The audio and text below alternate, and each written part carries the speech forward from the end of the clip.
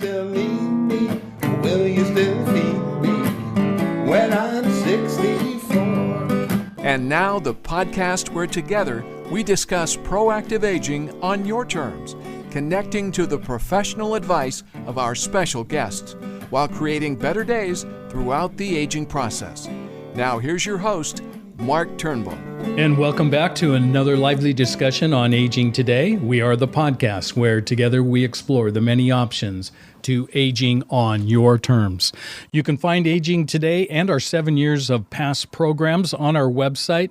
All you got to do is dial in to agingtoday.us. That's www.agingtoday.us. And then for those of you that follow us on your favorite podcast channels such as Spotify, Pandora, Apple, iHeart, YouTube, there are so many. We're like on about 15 different channels out there. All you got to do is type in Aging Today in the search button, follow us, and you can dive into the archives of 7 years of past programs on the aging experience. And then we want to know the questions that you're asking on aging, so feel free to reach out to me, your host, Mark Turnbull, and my email is mark with a K, mark@agingtoday.us. And then we also want to know that if you know of any aging experts out there addressing any topic that we haven't touched on, or maybe you want to go into a deeper level of some topic we have touched on, reach out to me again, your host, Mark Turnbull, and my email is mark@agingtoday.us.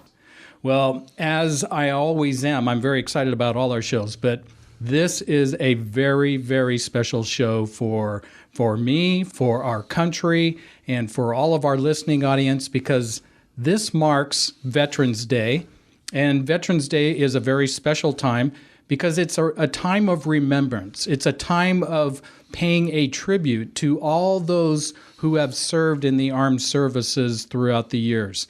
And we do want to acknowledge every vet, all the men and women who have made this country safe and who have made this country a free place for all of us to enjoy. But today, for Veterans Day, I'm going to focus on World War II and the vets of the World War II era, and the reason is because, you know, it's a generation that we're going to be losing, and every day we're losing more and more of that generation, and it's a very special time before this generation is gone. We want to capture their stories and capture the sacrifices that they have made to make this country what it is today. And so today I have come across a very special man. I just have recently met him. His name is Wally Reitz, and Wally was a veteran in World War II. And Wally, welcome to today's show. Thank you very much. Glad to be here. Yeah, I'm excited for you to be here and to tell your story. You have a fascinating story. Well, I appreciate your comments about the veterans and those that we lost. That was very nice of you. Yeah. To say that. Yeah, well, and you know, every war we lose some very valuable people, and World War II is without exception. In fact, what a sacrifice your generation made. We're talking millions of Americans that had perished and lost their lives, gave their lives up. And we're talking about millions around the world that also gave up their lives for the sake of the rest of us. And it's amazing when you consider that we lost 1,076,000 men and women during the combat. Yeah, and that's what we don't want to forget. We don't want to forget the sacrifices that those people have made. So Veterans Day, for those in the younger generation that may not know what Veterans Day is or when did it get started, it started at the end of the First World War in 1918, and the men and women from several countries got together. They made at the 11th hour, the 11th day, and the 11th month, they named it Armistice Day. And here in America, it's kind of changed around a little bit, but we're back to every November 11th. And especially we should be celebrating at the 11th hour. We should be celebrating our veterans in the past wars, but especially World War II. And so I just want to remind our listening audience that that's how it began, and we've been celebrating for years, and I hope that we'll continue in this great nation to continue to celebrate all those that have served in the armed forces. But let's get to Wally, and it's okay to call you Wally, not Walter. No, that's the label that I've been named with or called with, so let's stick with it. Yeah, and so tell us a little bit about where you grew up and where you were born, and we'll begin you telling your story. I was born in 1923 in the rural area of a suburb of Chicago. It was about 25 miles north of Chicago in Highland Park, Illinois. And the subdivision in the south end of Highland Park was Ravinia, and that's where I was born. And I was actually born in a house that my parents had built. Yeah, and the times were so different, and sometimes it's hard for this generation, unless you go back into some of the archives and see the pictures, the living conditions that you were under, it was a very frugal society. There wasn't, a lot of department stores where you could go down and buy all your goods, and so it was a very interesting time. That's true. Actually, in those days, the Iceman came and came all the way around to the back of the house and walked right in the door and took care of the refrigerator without anybody being there. And the milkman delivered into a box that was outside and picked up the note and see what we wanted and left it. And they had to walk quite a ways just to get to the back of the house. Yeah. But that was what they did in those days. Sure. Now, your mom and dad, what did your dad do for a living and your mom? Well, my dad started out, the first thing he did was he had a grease gun.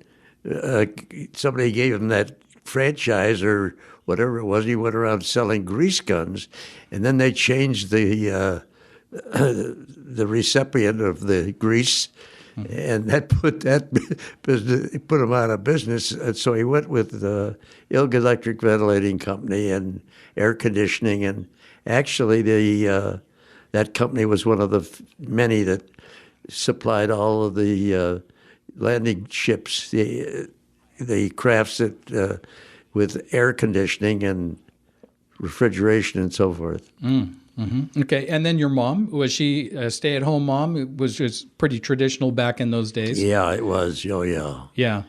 And then how many siblings did you have? I had two brothers. One 3 years older than I am, and unfortunately he's blind, but he's in good health, and that just, I guess, one of the genes that he had. Yeah. Then I had a younger brother that is about 8 years younger than me, and he lives in Ohio. Okay, so you're right there in the middle. And yeah, right. Right in the middle. And so then from growing up in the Chicago area in a little suburb, then you decided to go to college. Yeah, well, I didn't decide anything. Okay. It was kind of understood in our family that you were going to go. Yeah, there was no discussion about it. You just it expected of you, and that's it. Yeah. And I think knowing your story, I think that was a good choice that expectation was there, because it afforded you some opportunities, as our listening audience is going to see today. It has to do a little bit with your parents and how they raised you, I think. Yeah. But a good, loving home. It was very nice to live the way we did. Yeah. I didn't have any problems with my parents, except in the beginning they were kind of stupid, but then it turned out that they'd probably be the other way around. Okay. And so, I mean, you were living a pretty good lifestyle. I mean, everything was simple and fun and frolicky, and you go to the University of Illinois. Right. You right. enroll at University of Illinois. Exactly. And what year was that? I went to University of Illinois in 1941. 1941. So, if I remember correctly. Yeah. So there was a day that kind of changed the world. And it was an important day that kind of shocked the world. I think it shocked you. And it was the day of the Pearl Harbor attack. That is correct. 1941, December 7th, when the Japanese hit Hawaii and did the damage that they did there, knocked out a lot of our fleet and did a tremendous amount of damage. But it wasn't long after that we went to, when we first heard the announcement, it came across the radio. I was in the dormitory at the University of Illinois, and everybody just jumped out of the whatever they were doing, and we all went outside and joined a chain gang. And the chain gang just started singing "We Don't Give a Damn" for the whole state of Japan, which I guess we respect now, but Yeah.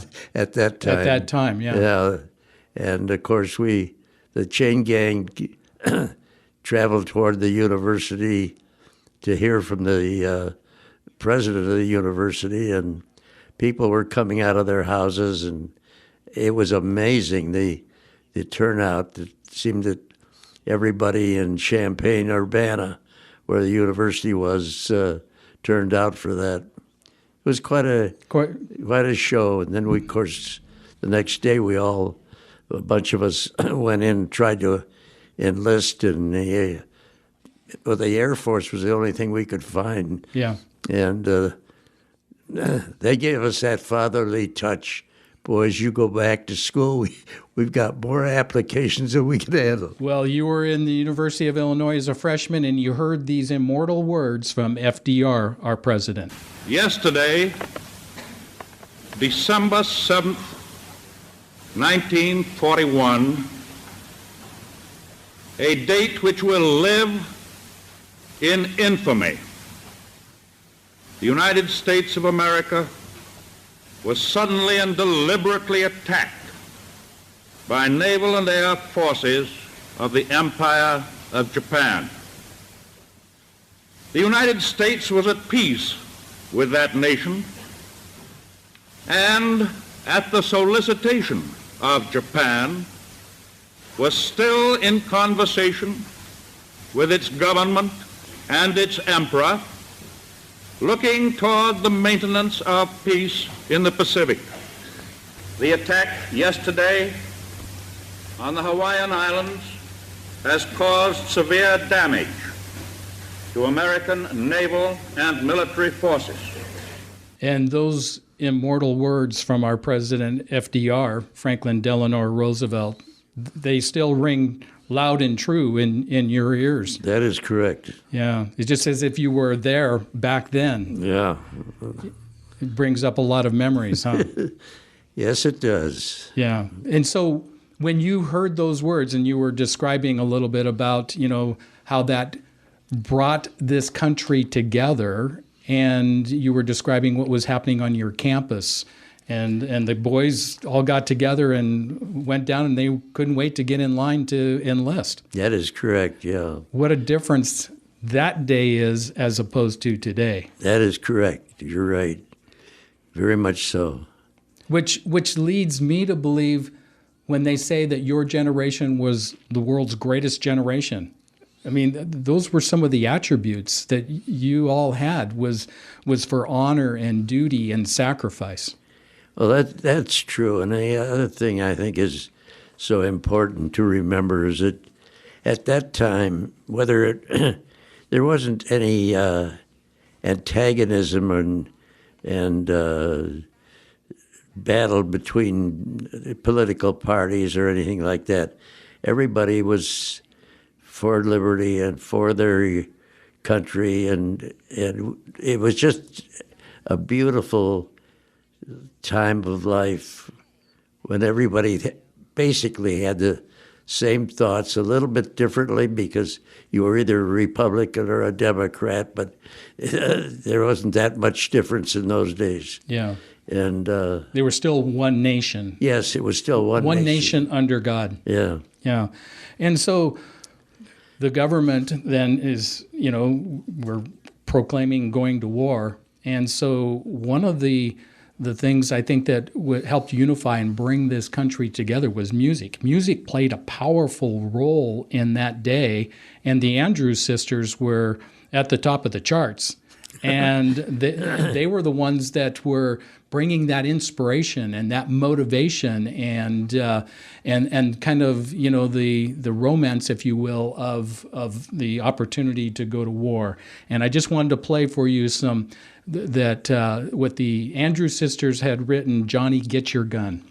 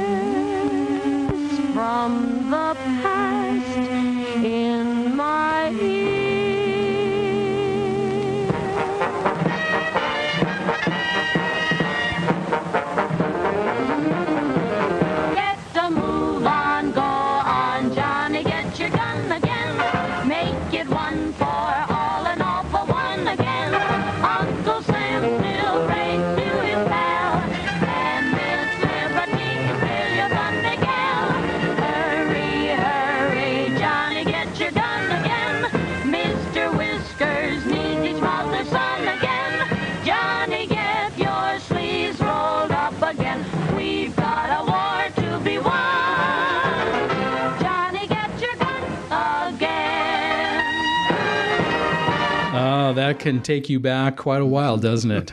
Oh, yeah. Yeah, yeah. And the music did play a significant role in, motivating, inspiring. And now when you heard that... Entertaining. And entertaining, yeah, yeah. Which we're going to get into a little bit because the music of your day, I love the music of your day, the swing. We're going to get into that in just a little bit. But I want our listening audience to know where you went when you got that call to, go into the military, to go into the Army, to enlist, and where did you go? Well, actually, I was in what they call the ROTC, which each different universities picked up this from the government. It's a training this is very fortunate that the training was going on at that time. The ROTC was we had in Illinois were strictly horses. So we were the cavalry of the organization of war, I guess. Kind of a holdover from World War I. Yeah, exactly. And anyway, when I was called up, we were sent to Fort Riley, Kansas, and that's where they had the cavalry school, and that's where we got our basic training, and those doggone walks forever, the hikes and so forth with a pack. They weren't exactly much fun in that hot climate, but we did it.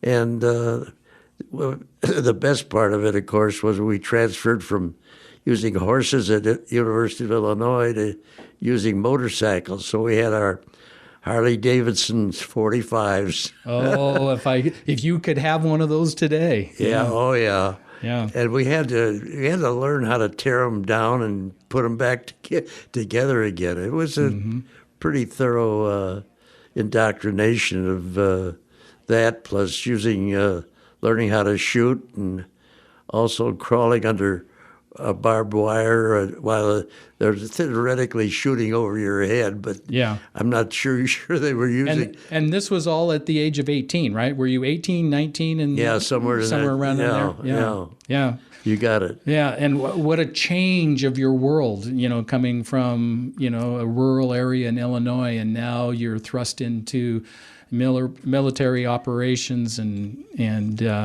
you're crawling under barbed wire and in the mud, and Yeah, there's a lot of things like that are happening to you that are brand new, and you don't know what's going to be around the corner. yeah. But a lot of different things happened to each and every soldier that went into the service. Yeah. Now you had an accident, correct? As you're on these motorcycles, these Harley Davidsons. Oh, yeah. I was allowed to join my lieutenant and sergeant behind the column. We were going out on maneuvers, and we hit gravel roads, and we were alternating. And I finally had to go to the rear, and once we hit the gravel, the dust was terrible, and the two motorcycles in front of me had spread so much dust. We came to a curve, and I didn't catch that curve, and I went down and hit one of these. They were rock walls that the farmers built. Took the rocks out of the field and built these walls. I smashed right into that, and both me and the motorcycle somersaulted about 15 feet over the wall, and of course I was out. You knocked you out. Yeah. Yeah. And then when I did wake up, there were three girls standing over me in white. I didn't know what was going on. Actually, they were college girls going to a dance at some university party, and they happened to see me out there, and so I told them, I think I'm fine. Yeah. Well, you thought you died and went to heaven. Wake up with three college girls all dressed in white. Yeah. They didn't have wings on or anything. No, I'm afraid not. Okay. So from Fort Riley, then you went to Officers Candidate School. Is that correct? Yeah, we went back to Illinois to wait for an opening, and then went to Officers Candidate School and graduated from there. Yeah. And then how did you get to California? So from... Well, actually, what they did, they knew I had a car, and they gave me the food stamps. And that, of course, is another whole story, the amounts of censorship and the allocation of oils and leather, and you can name it, butter. Everything was rationed, and the only way you could get anything was to get certain food stamps or gasoline stamps. And they had every town had a board that figured out what your excuse was or what your need was, and gave you sufficient stuff to take care of your jobs, but not enough to do traveling or anything else, just bare necessities. And then recycling came in very strong at that point, too. Yeah. And we think our generation has a corner on the market when it comes to recycling today, and yet you did it for good reasons to, reuse, recycle, because the very limited resources available. It's just amazing, though, when you think that what happened then, it was terror. In thinking about it, if it would happen today, it would be terrible. But the government was able to censor your mail. They could eavesdrop. This is what they authorized. They froze wages. They froze rents and things like this, pretty much. Mm-hmm. And it was something that we were prepared for, fighting a war. And this is the only country in the world that could possibly fight a war in over two different oceans. Mm-hmm. and come out on top. That's what America was. And I hope we can keep it that way and not go into some other kind of ism or other type of government, because what we have should never be lost. Yeah, but and as we are going to today acknowledge and give a tribute to all those that made those sacrifices to make these freedoms what they are today. But let's go back to, you're back at 19 years of age and you find yourself in California at, is it Camp Cook, and which is the same as Vandenberg Air Force Base, correct? That is correct. Okay. And so life was good for Wally back then. I mean, you were 19 years of age, you were going to officers training school, and there's some perks that go along with being an officer. You did a lot of dancing, did you not? Well, I don't know about that. Yeah, I think so. I got a great story that I want my listening audience to hear, but first of all, I want to re-educate our listening audience to the sounds of the day of the music that was swing and the Andrews Sisters.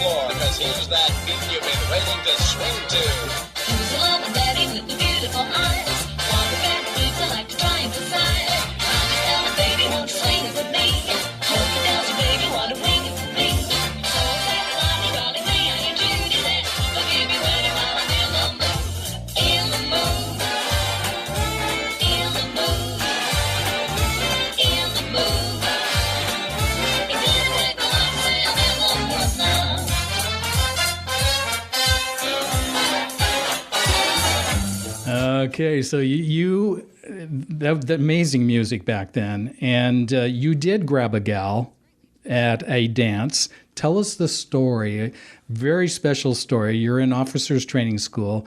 You're invited to go to a dance. Pick it up from there. Well, it wasn't in officers training school. I was actually in one of the units of the division. But anyway, when we did have a chance to get a break, a buddy of mine said he would get me a date down in L.A., and so we headed down that way, and he said, "I've got you a date for you too, so don't worry about it." Anyway, he wanted to see his girlfriend, and we got together. The four of us got together and went out to the Palladium, which is a huge dance center. That thing was a mammoth place, and beautiful music. And the gal that I had for a date was her her dad was in the movie making business, and so he was a producer, and so this gal got around a little bit. Anyway, we were dancing, and she all of a sudden saw this guy that she either had dated or knew and wanted to dance with, and she at least had her eyes on him. So she said, "Could you dance over there? And I'd like to break in on that gentleman." And so we did that, and she tapped him on the shoulder, and he broke away and left his girl there standing, and she turned around, and I immediately looked at her, and I got awfully excited. It was Lana Turner. And to this day, it was quite an experience. I guess dancing with Lana Turner. Yeah, it was kind of fun. Yeah, and she was very gracious, and everything worked out fine. What a great story! It was. Well, and this is the beginning of you meeting some very interesting people throughout your life and your time in the military as you were sent overseas. So now it's 1944, and you've been assigned to the 11th Armored Cavalry. Is that correct? Reconnaissance? Yeah, 41st Cavalry Reconnaissance Squadron is the correct terminology. Mm-hmm. And so you were assigned there, and then tell us a little bit about what that experience was like, being assigned, and then they decided they were going to ship you out of the United States, and you got on a boat, correct? Yeah, we got on. A little bit bigger than a boat. It was a ship. Yeah. Anyway, bigger than a canoe. Yeah. But we went from the West Coast to the East Coast, and then got on a ship and went over to Southampton, England, and from there we moved up. Our unit moved up into a town called Chippenham, England, and we did very little training there. It was just a matter of more of a waiting game, I guess, till they needed us, and from there, of course, we were finally called up and went over to Normandy and landed in the Normandy area on December 16th, which turned out to be the same date that the German counteroffensive of the Battle of the Bulge began. Yeah, and again, music plays a huge role in the war effort, and I wanted to play a song, "The White Cliffs of Dover," because they're amazing. I've seen them, and I haven't had a chance to go over there, but I've seen them in some of the movies, and yeah, I have too. They're fabulous. And what it would have been like to be these planes flying over their home country, liberating England.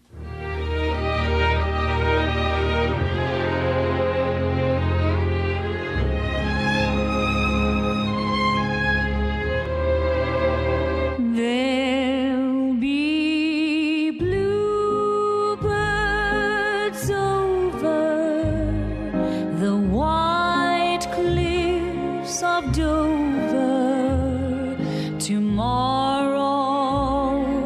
Just you wait and see.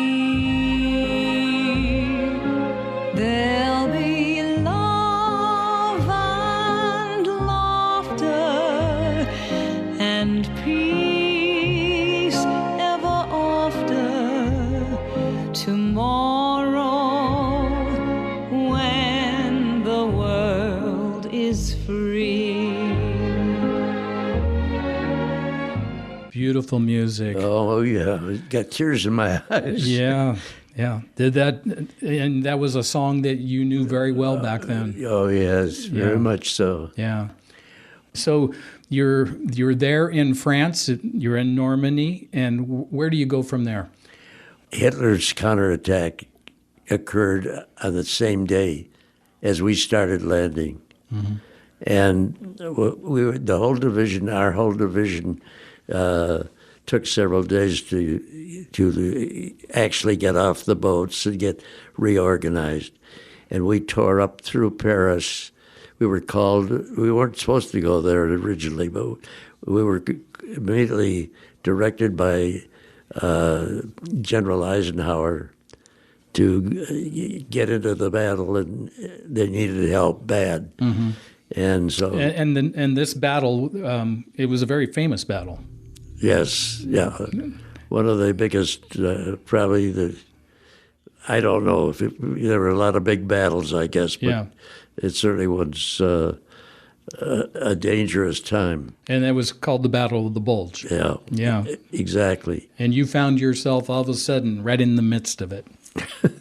That is true. Yeah, that is true. We raced up to the Ardennes, and it was terrible weather, cold and snowy. So this was the month of December. Yeah, this was the 16th of December, and I think we got up there toward the around Christmas time. Actually, I can remember definitely we were still in the Ardennes before we'd actually met the enemy. Yeah. And now the Battle of the Bulge was one of the more significant battles that the United States was involved in, and became a turning point. But it was pretty iffy for a while, correct? That's for sure. Yeah, the Germans made about a 40-mile sweep right into our units, not our units, but the units that were there, the divisions.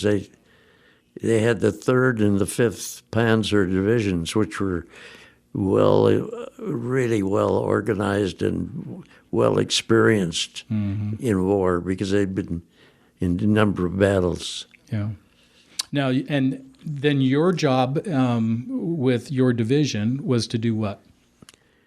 Well, actually, my unit was taken out of the control of my division and sent to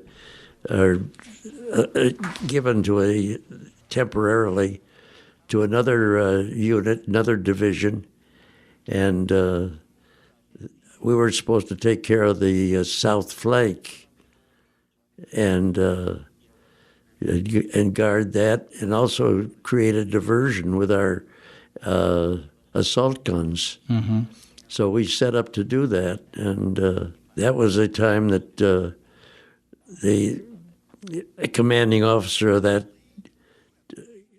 that division asked us to move up further toward the front lines, which was not a good idea, but we had to do what he told us to do. So we moved up and to the bottom of a big hill, and we climbed the hill, stringing our wire up. I mean, the troops set up, our units set up on the bottom of the hill, and then we getting ready to fire, and then we went up to be forward observer and set up our command.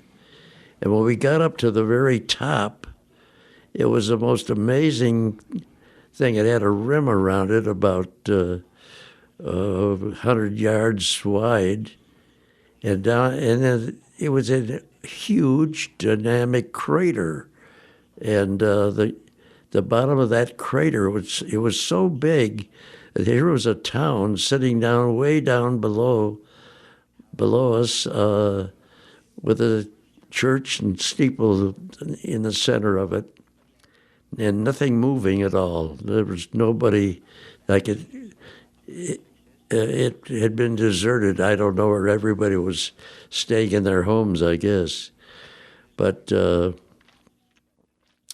we were set up to fire, but we didn't know exactly what to fire. We weren't afraid of the town, but so we were getting ready to go ahead and test our ammunition. So I called for the first round to be smoke so that we could adjust the trajectory that we needed to hit any targets. And before they even shot the first round. The forest area, about a mile and a half across from us, opened up in a battle of flames, and all the Germans were hidden in that forest and all ready for whatever was to come, and they just shot right into our position, and obviously we were devastated at that point in time. And so actually what happened is we had to, when I went back to look and see where they were, why, they had already taken off, the ones that with the injured, and carried them back to the back lines. So I lost my sergeant at that point in time, and a number of men, and it wasn't a pleasant time, but it sure taught us a lesson, and we learned very well from that, and for the future, the other battles we were in, we always took great care where we put our equipment and where we set up. And there was a very famous general that I'm sure our listening audience is well aware of, General Patton. Oh yeah, yeah, and how I liked the way General Patton operated. I mean, he was probably one of the really great experts. We used to kid about the English being tiptoes. They'd go fight a few 100 yards or a few miles a day, and not General Patton. He'd get ready to go 30 or 40 miles in that same day. And sure, we would probably lose a few more people that way, but overall, about 1/10 of what if you were doing it inch by inch, so to speak. Yeah. So he was a great. And the Germans were making great progress in running over the U.S. troops in the Battle of the Bulge until Patton got involved, and he took that strategy that you just explained. Yeah, exactly. And it kind of turned at that point. The historians say that the reason why it turned was that they ran out of petrol. The Germans did, and they were moving so fast that they couldn't, get their supply lines up there in the front fast enough, and then they got their tanks were so big that they bogged down in the snow and in the soft ground, and so that helped the Allied offensive. It did help some, yeah. That's for sure. In fact, it probably has helped a lot. Yeah. But that was a great time. Did you ever get a chance to meet General Patton? Yes, I did. Not meet him personally, no. But when we were at the Siegfried Line, he came by, and he was, I guess maybe 20, 30 feet from where I was. And here he's standing there by his Jeep, and he had his two pistols, his two famous guns on each side. And he was talking to our commander, and it was interesting just to see him. And the very fact that he was there, of course, kind of bolstered the troops. So it was good. Mm-hmm. And then from there, you went into Austria. Is that correct? Yeah, there was a couple of other battles. We had one at Sewell and places where we got it. The Germans were slowly retreating, and so the war was changing and the tide was changing. Before any of this happened, though, the Battle of the Bulge, before we crossed over into Germany, we had to go from. They called our unit, and we had to go and close the bulge from the southern border to the northern border to meet up with the First Army, which was commanded by an Englishman. I forget the name of the general right off hand, but Mark. Anyway, that's it. Probably that'll probably come to me, but at some other point in time. But anyway, after that, of course, we did run into a little resistance from town to town, but not much, as you say. And then we went into Austria, and Austria was to be the national redoubt. That would more of a place where they were to make their last stand. But I guess Hitler decided to move up into Munich, and or not Munich, I mean Berlin. Berlin, yeah. And then you saw some of the uglier side of war. All war is ugly and devastating and death, but there was some places that you went that shocked probably even you. Well, there's no words in the English language to cover the devastation and the cruelty of concentration camps. There were some crazies, people either running those camps, or their assistants were as cruel as anything could be. So it was the most horrible experience to walk into that. Our unit, part of our cavalry unit, was the first to go in there, and there are pictures showing our arrival there at Mauthausen, which was just south of the town of Linz. And I say south, I'm sorry, it would be east of Linz, on the other side on the north side of the Danube. And I didn't go in until the following day, and it was amazing to me to see these people, skeletons, a few of them that thousands of them had already left, but the ones that couldn't leave were just skeletons walking around, and they looked like death warmed over, but we watched some of them come up to you and then just drop dead. They were so excited and so emaciated. I mean, and the stench and so forth of the crematoriums, and it was just a pretty horrible experience. And nothing I've ever seen in this world or expect to see is as bad as that was. Yeah. And we should never forget this country. The world should never forget, so that we don't repeat history ever again when it comes to the death concentration camps. That is true. That is very true. Yeah. You know, you've experienced a lot in 97 years. You're 97, correct? Okay. So you've experienced a lot. You have a lot of wisdom. You have a lot of wisdom and skill, and you've seen so much. You've seen the good, the bad, and the ugly that what our human society brings. What do you want to share with the next generation?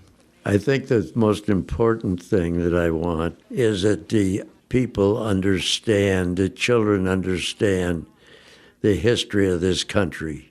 For our forefathers, it created in the Constitution and the Bill of Rights, and how that all happened, and how we fought the war, why they did it, to escape the very thing that there are some people in this country now want us to vote for, or to go to some different type of government, whether it be socialism or communism or any other kind. When you do that, you're going to end up with a dictatorship no matter what, just like China has, and pretty much the same thing as Russia. My only wish is that we observe what we have here, the greatest country in the world, and we always will be as long as we understand our history. Well said, Wally. Well said, and I appreciate the honor.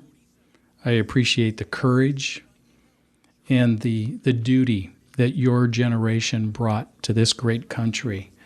And I hope that the younger generations will look back on history and remember the sacrifices that your generation has made, and that we won't have to ever repeat this ever again, and that we'll stand tall and we'll defend democracy.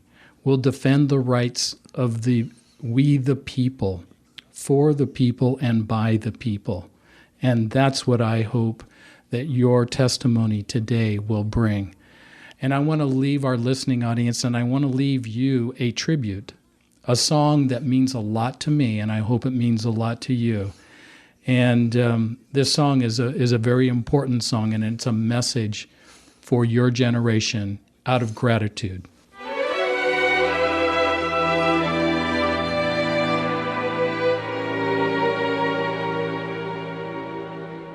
We'll meet again, don't know where, don't know when, but I know we'll meet again some sunny day.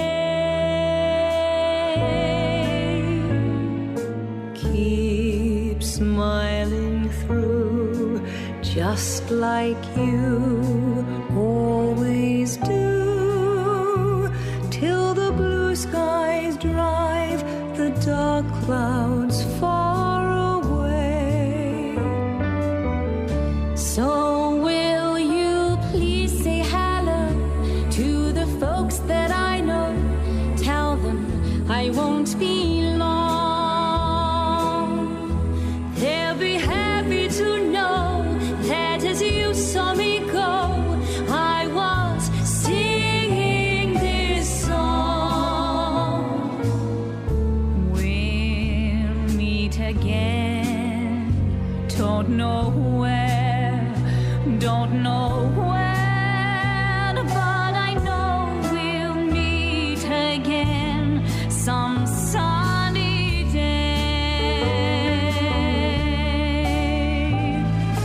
We'll meet again, don't know where, don't know when, but I know we'll meet again some sunny day. Keep smiling through, just like you always do, till the blue skies dry the dark clouds far away. So will you please say hello to the folks that I know? Tell them I won't be long. They'll be happy to know that as you saw me go, I was singing this song. We'll meet again, don't know where, don't know when, but I know we'll meet again. Oh, I know we'll meet again. Yes, I know we'll meet again some sunny day.